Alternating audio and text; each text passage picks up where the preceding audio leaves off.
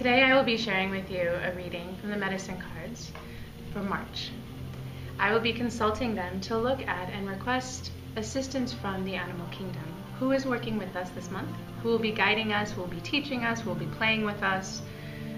Who will be walking alongside us as we go through the month ahead?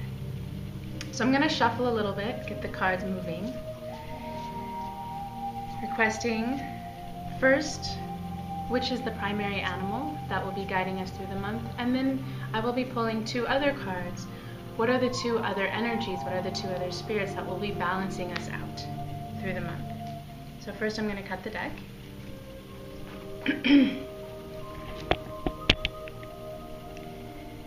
And the first card we get is elk. And the other two I will flip over in just a moment.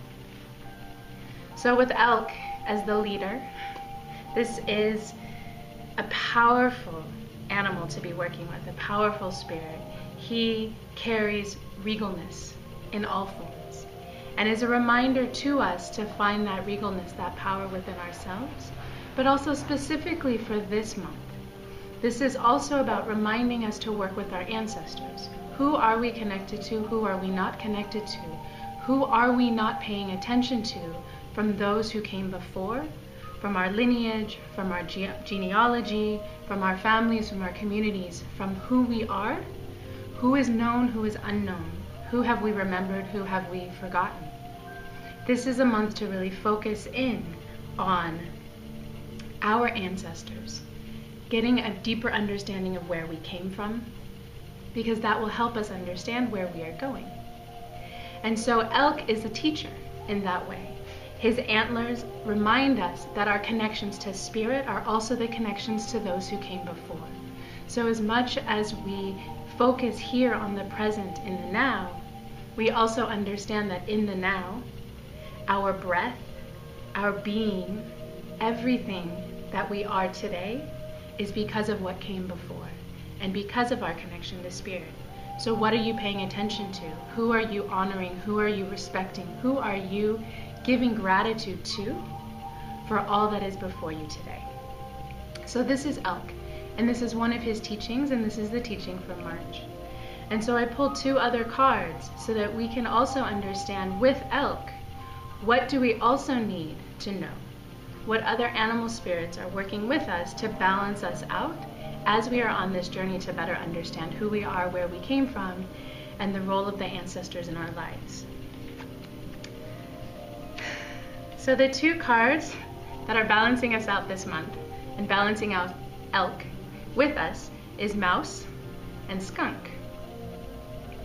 So also two very curious little animals to work with elk because they're two little rodents, right? And oftentimes mouse and skunk are the things in our lives, the little animals, the little pests, if you will, that we want to get rid of. Nobody wants to live with mice, so people set mice traps. Nobody wants to live with a skunk, so it stinks, right? So we want to get rid of the skunks. And yet, what elk is teaching us is saying, if we are going to work with elk, with his majesticness, with his regalness, and to find that and claim that within ourselves, we have to become comfortable with both mouse and skunk, which are the undesirable aspects within our own selves.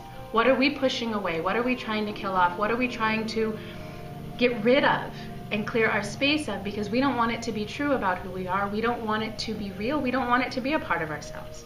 What are those pieces within you that you are trying to kill off or shut off?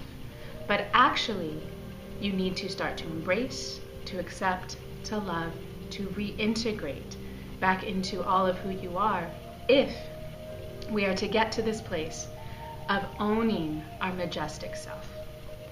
And this is also important when we start to understand our ancestors, because as we start to do ancestor work, we all have those people in our families, in our ancestry, in our lineage, in our cultural histories that we want to forget, that we want to ignore, that we want to completely deny.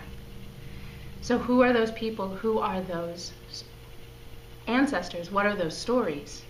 And how can we study them and take them back in and breathe them back into ourselves and allow them to be who we are in all the contradictions and in the complexities, to come to a place of balance within ourselves, of the light and the dark, of the rodent and the elk? Can we find that within ourselves? And this is the month to explore that. This is the month that will help you step into that. And this is the month that you will find this balance if you choose to do this work. Thank you.